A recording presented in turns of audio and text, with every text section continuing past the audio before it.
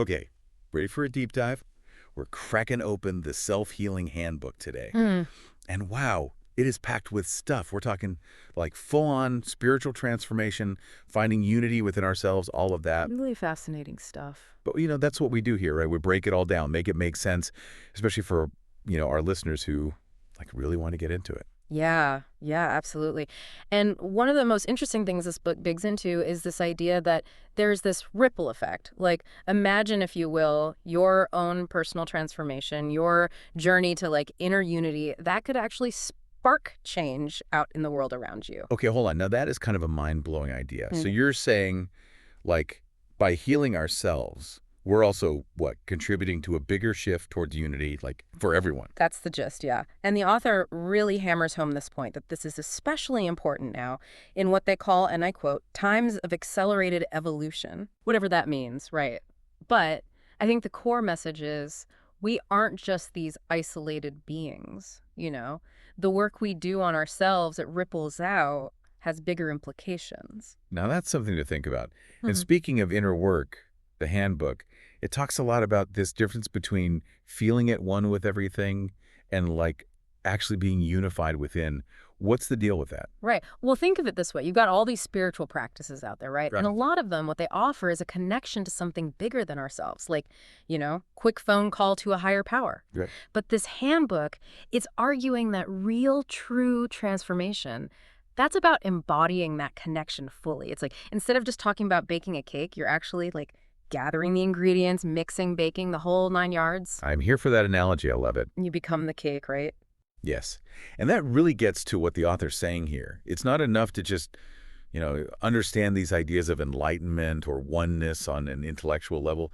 We've got to live it. We have to like make it a part of who we are, our very being, right? Exactly, yeah.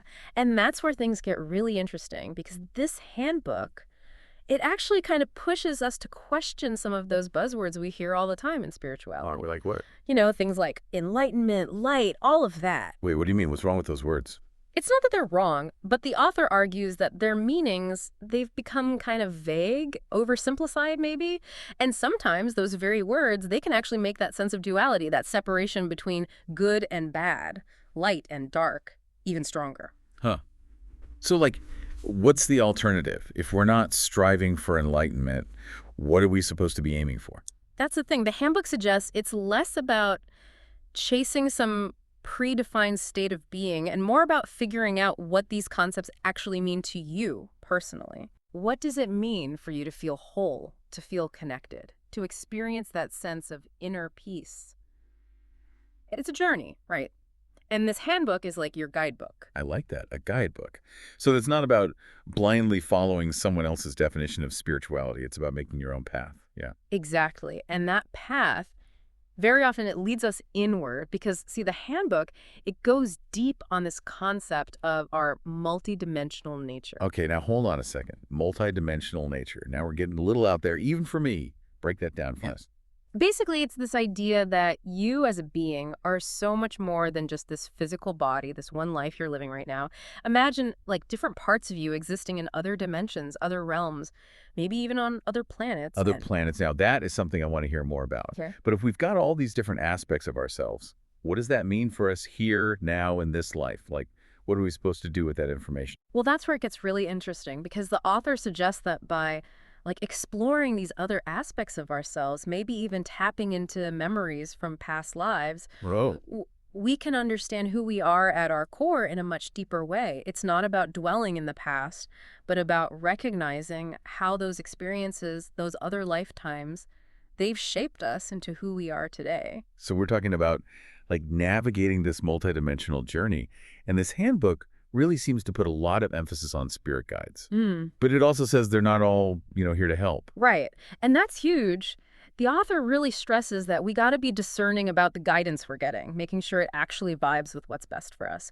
Because a guide might seem all positive on the surface, Right. but that doesn't automatically mean they've got your best interests in mind. Okay, whoa. That is kind of a lot to take in. Yeah. So like there are actually entities out there pretending to be spirit guides.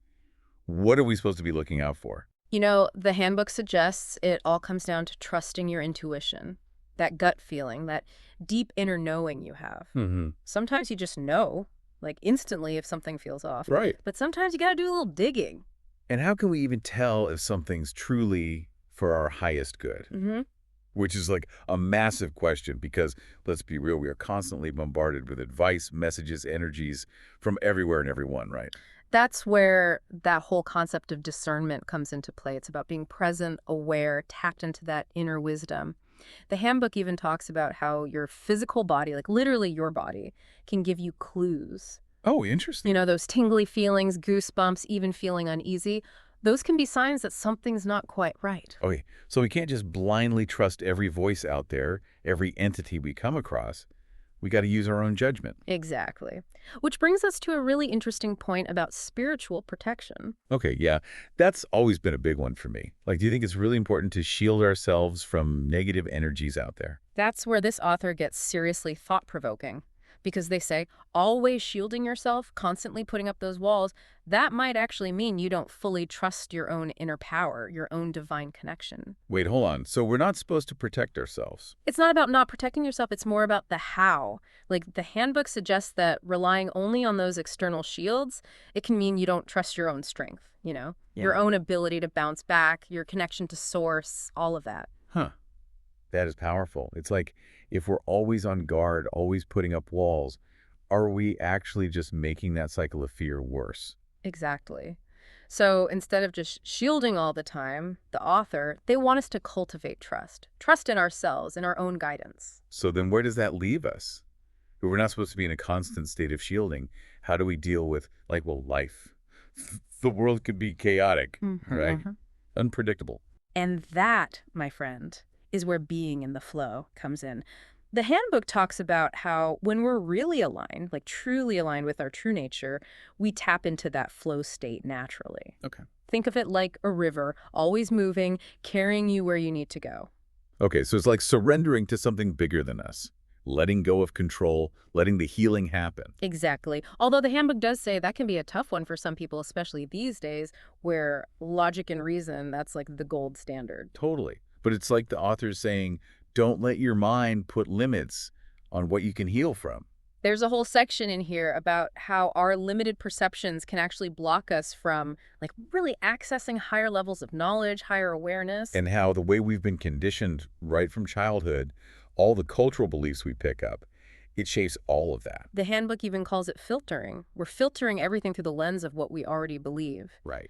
which makes it really hard to grasp concepts that just don't fit into that box. Which is why it's so important to be willing to question everything.